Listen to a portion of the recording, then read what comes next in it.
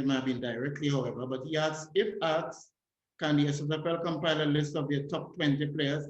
And it's quite interesting that Michael has asked this question, because as the president, I am presently pursuing, and in collaboration with the membership as we move forward, to start creating, especially in this dormant period that we are in now, where the vacuum has been created based on the COVID-19 pandemic, and also to maintain the interest and focus of our S.A.S.S.A membership, that students will have the opportunity to recognize some of the most outstanding players who have passed through the S.A.S.S.A over the years: the Carlos Edwards, the Kenwin Jones, the Anthony Royce, Phil John, Dwight York.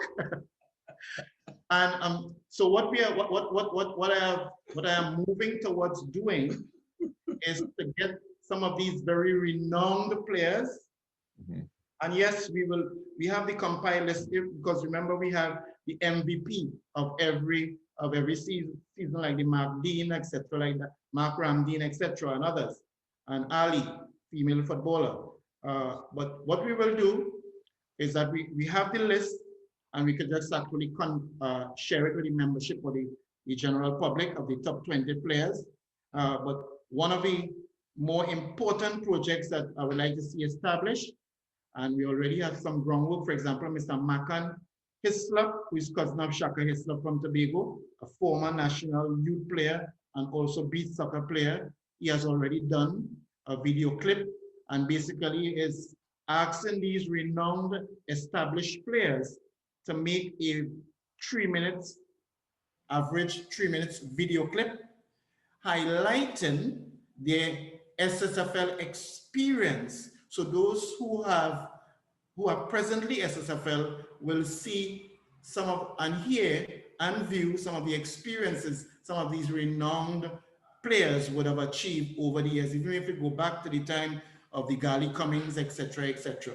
So it is something, yes, we'll be looking at in order to bring forward to the public on our website. Another question we have here is, what about a trip to the US? And this is being asked by Hillary Brewster, to the US with a national S.A.S.S.A team.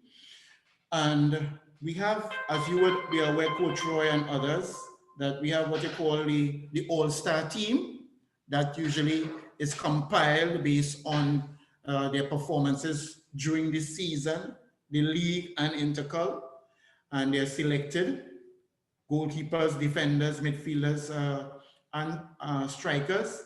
So there is also that possibility, and grave possibility, the interest in having the incentive being prepared and to be given to the all-star team to be able to travel, yes, inclusive of the USA.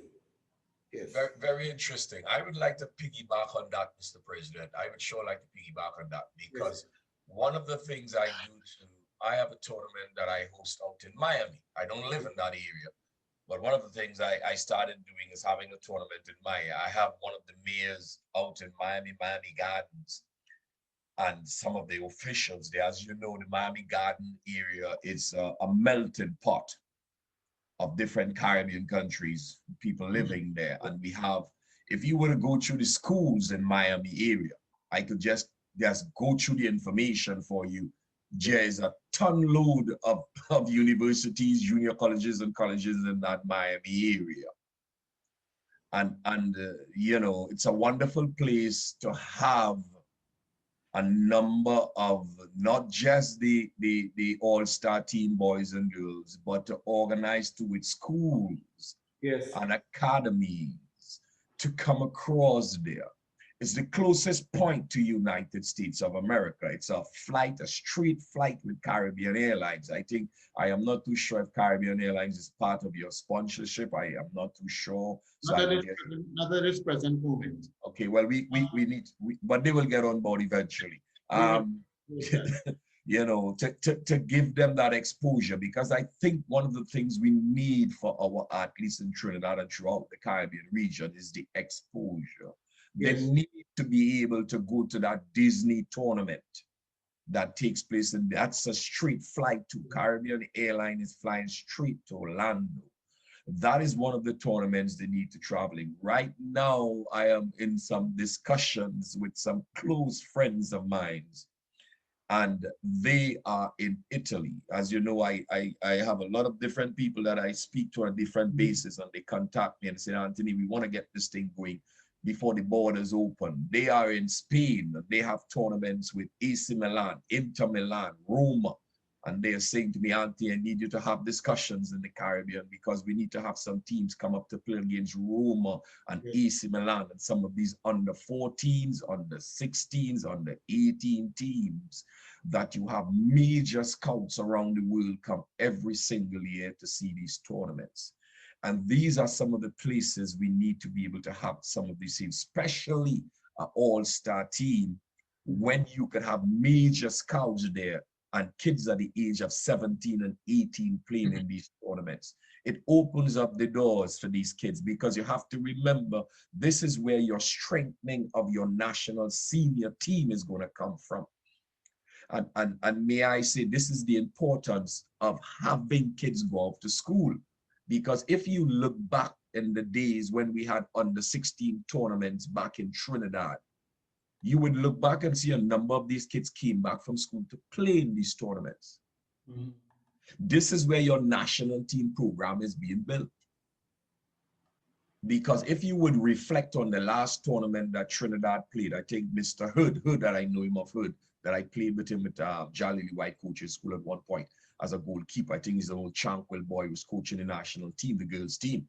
If you look back and you do some research of the US team, Mr. President, you will realize the US team, I think they played Haiti in the semifinal, I believe, or Haiti played Mexico in the semifinal, and then they played Mexico in the final. I think the US won that tournament, if I'm not mistaken. Dennis Rodman's daughter was on that team. If you look back on that team, majority of those kids have signed on to professional soccer in the US or different parts of the world.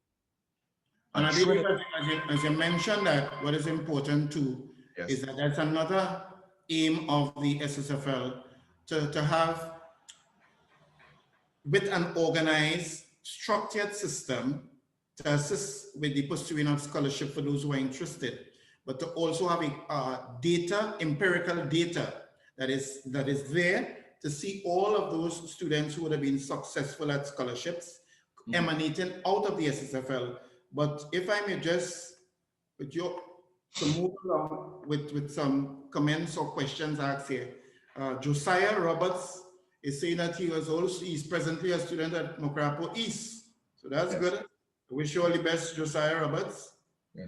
Rashida Ali is saying here, it is also important to remember that not all the best players play in the SSFL due to the school that they may attend. And that is quite a good point, because remember I mentioned that Brian Lara, he started to play cricket at 6 years of age with Harvard Club, and his father encouraging him and being there for him throughout.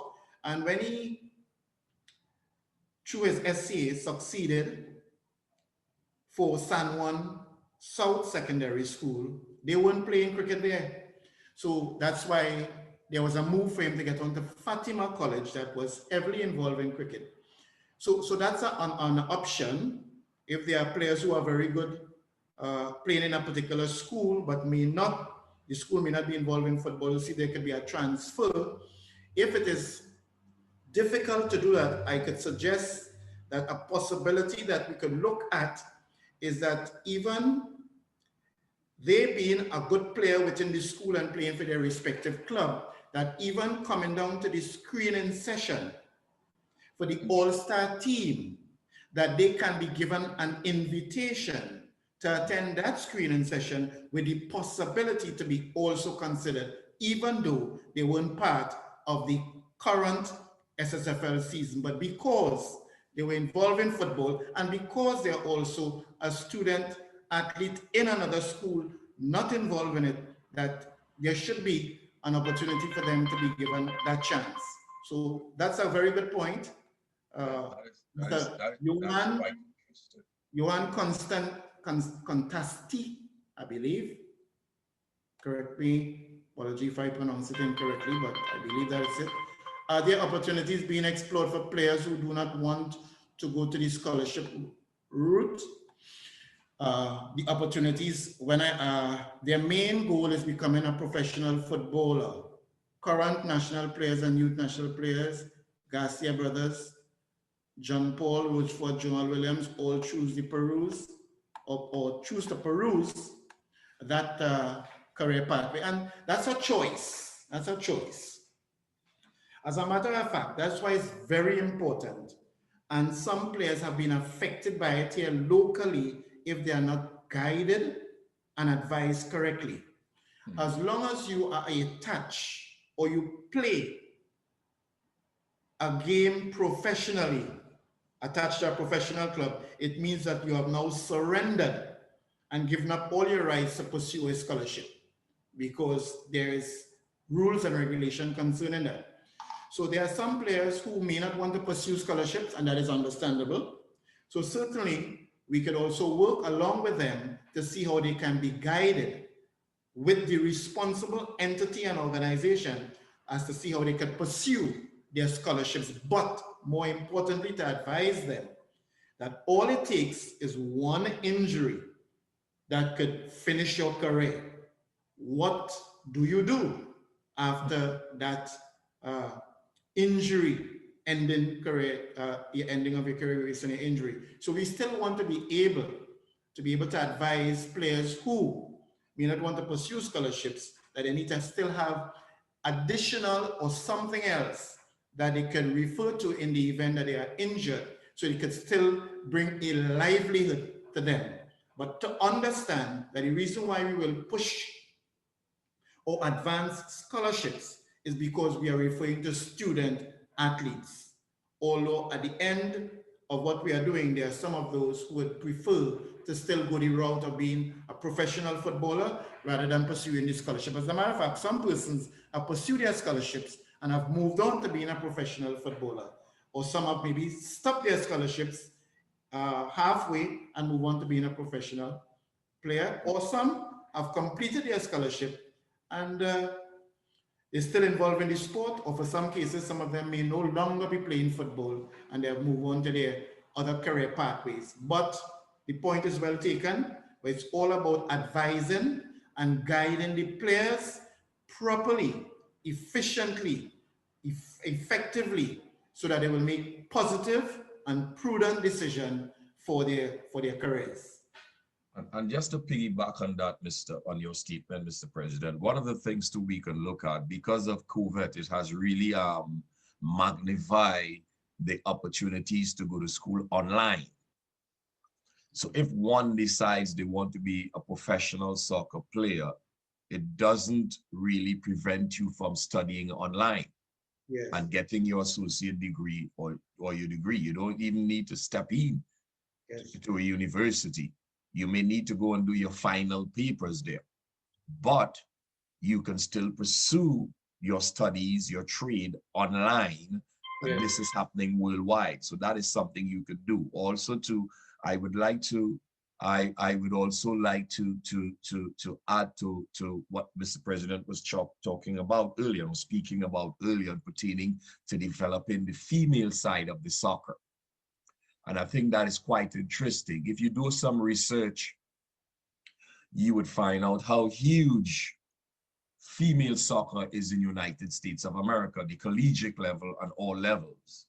It is huge.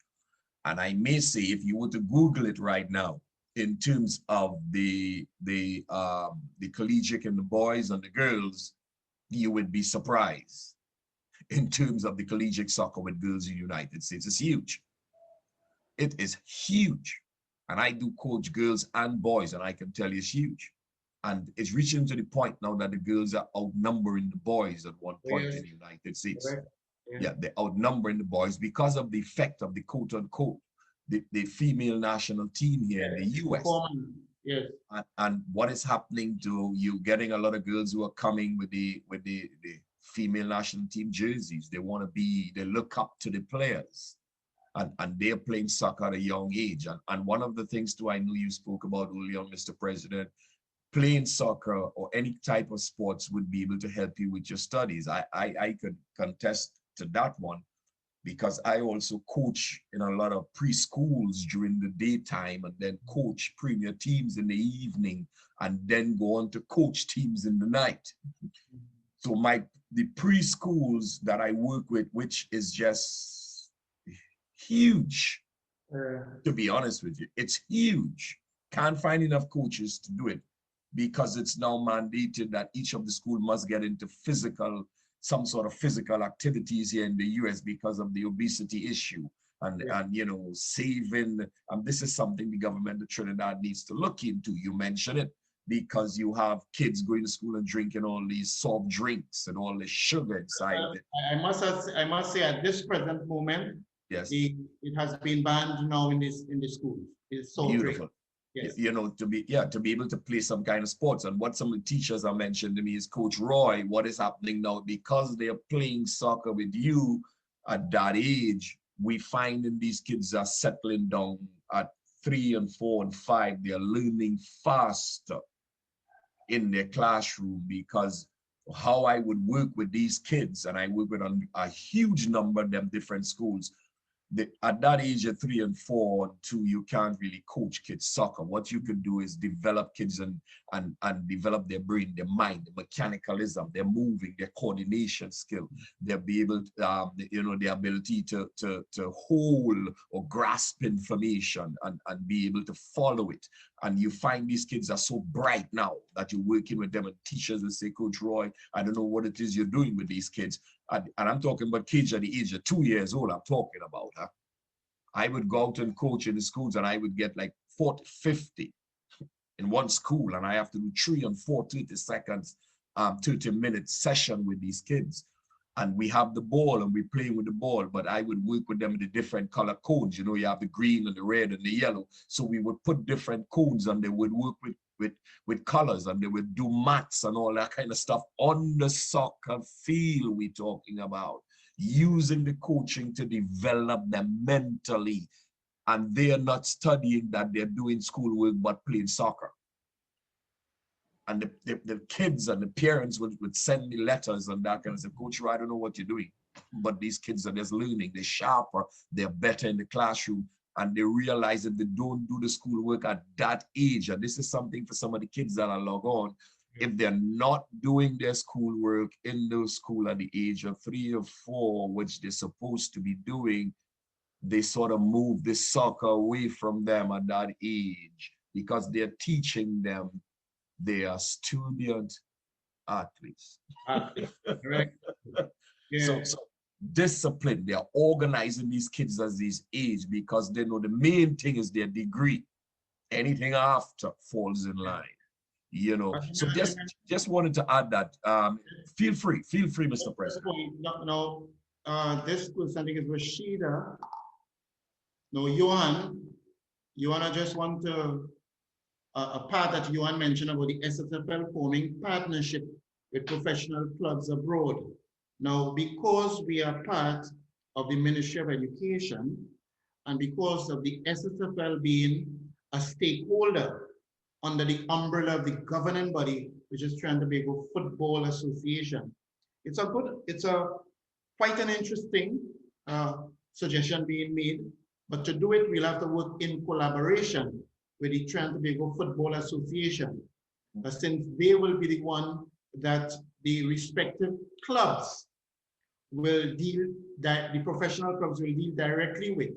So we continue to extend our arm to work in harmony with the Trinidad and Tobago Football Association Normalization Committee, so that even a situation like this, where players may not want to pursue scholarships, but want to pursue professional clubs, that we could have that direction and the steps be taken so that it could be afforded that opportunity too. So that is certainly a good idea. And then we have Johan that mentioned an example. For example, Dwayne Muckett is one of them, who's a college graduate, and also, well, as we see right now, a national player, which we have a number of them who have done their degrees or done their studies, either degrees or postgraduate, or even in some cases going after doctorate, and who are still involved in the game of football.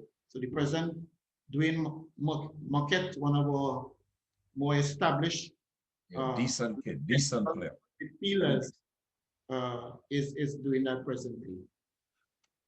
Before you step forward, Mr. President, I'd like to answer a question too, because this question was sent to me from Mr. Sombrano, I think it is. I think he is here. I'm seeing it on here, but I have it on my phone. Right. He was wondering, I think it's Patrick Sombrano. I think he's related to the other Sombrano that's here. Maybe it's a phone that they're using. And one of the questions he was asking me pertaining to, you know, kids, the process of how I would work with kids to get them in school. I think one of the things I would like to make a suggestion to before I answer the question. A lot of the schools and the coaches fully understand the COVID situation worldwide. Yeah. And they know it's difficult, quote unquote, to get videos. Mm-hmm.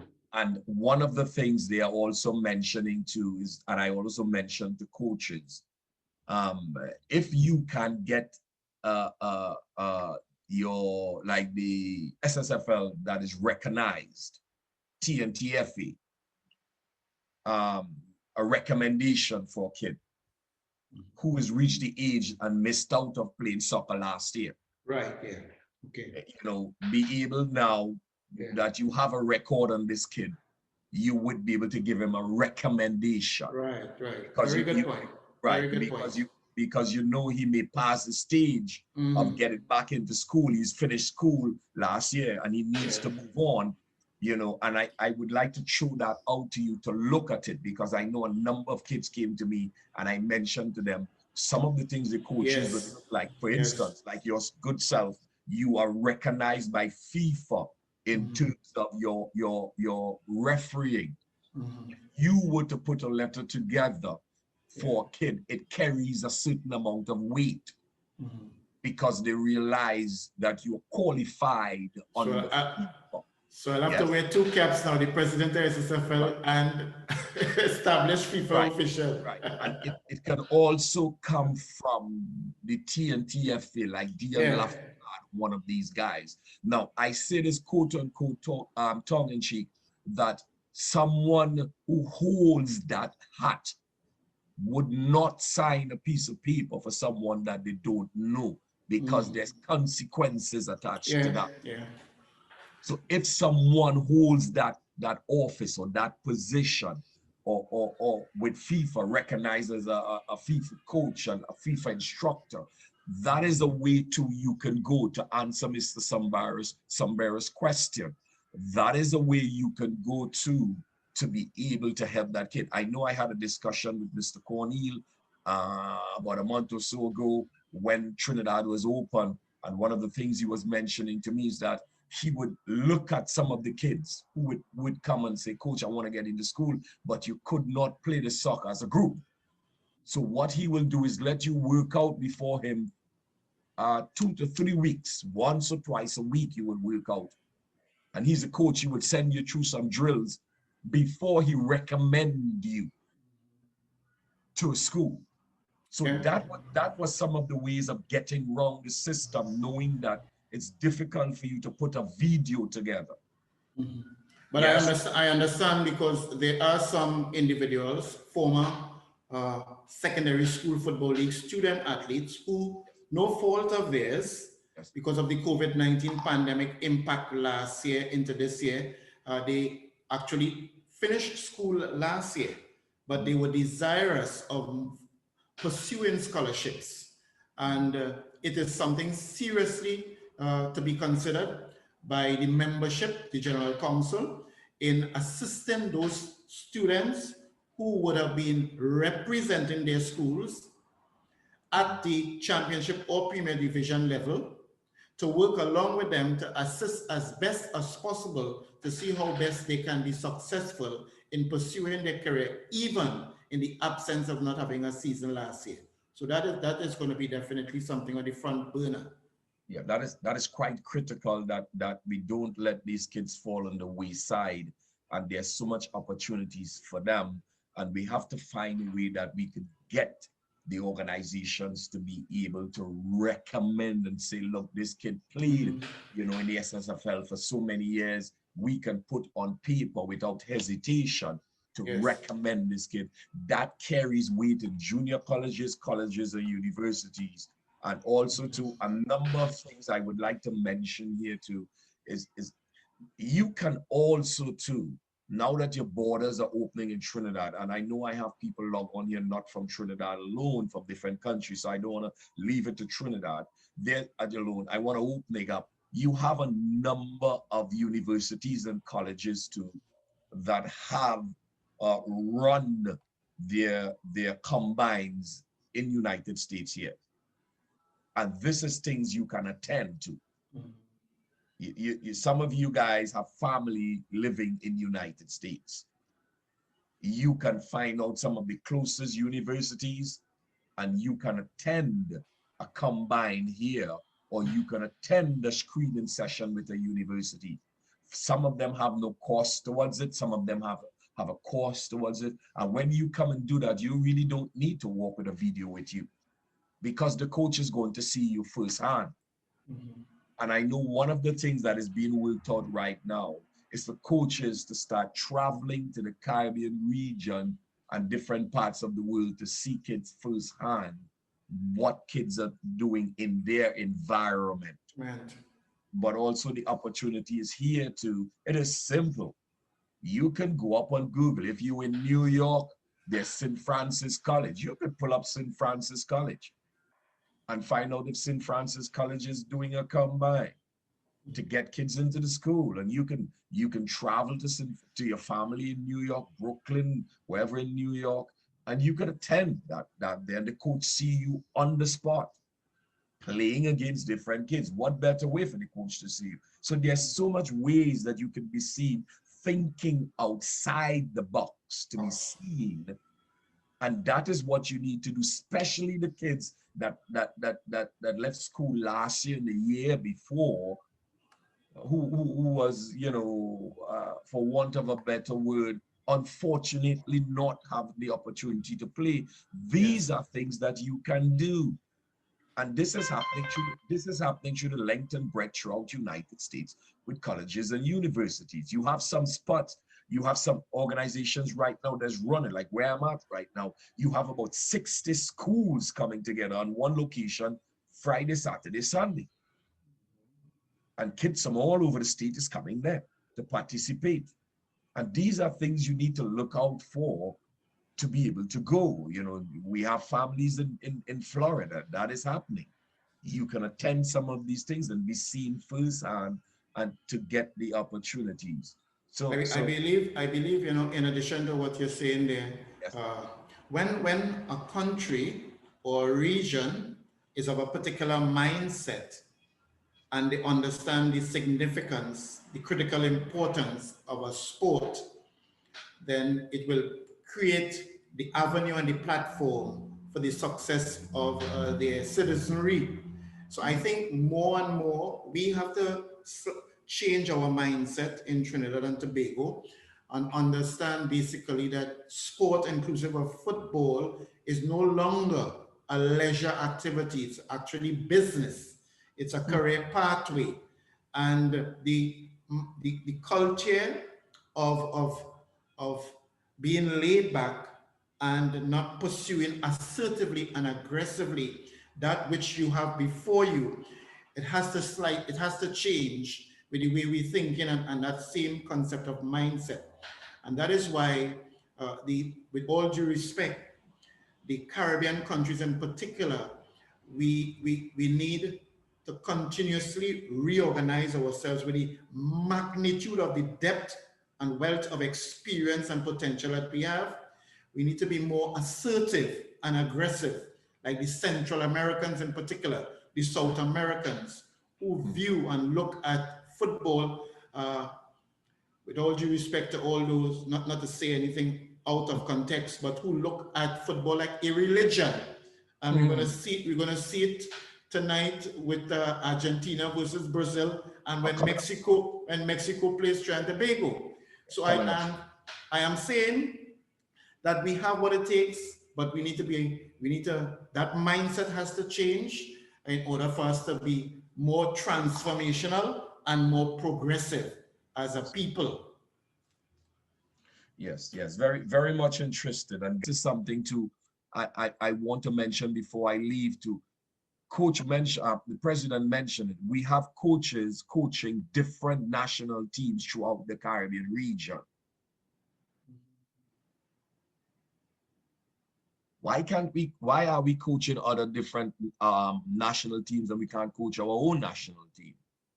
And I posed that question on Facebook before some months ago. We have Shabazz, we have all these different coaches. Sheppy now coaching in Thailand.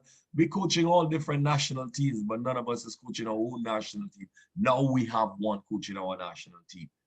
Thank God, you know, and he's from Mokrapo. I gotta throw that in there, Mr. President. Parting shot. Guys, much success to you guys. Mr. President, thank you so much. The SSFL, thank you so much for the opportunity. Very much. Yeah, thank you so much. Once again, 954-380-4829. You can text me. I know I'm receiving some text right now.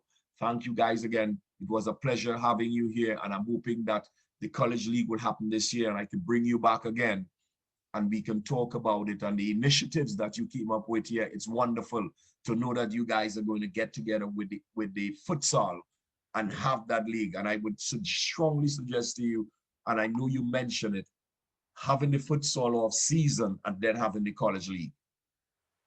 That is wonderful when you can have that kind of stuff going on. Guys, once again, thank you.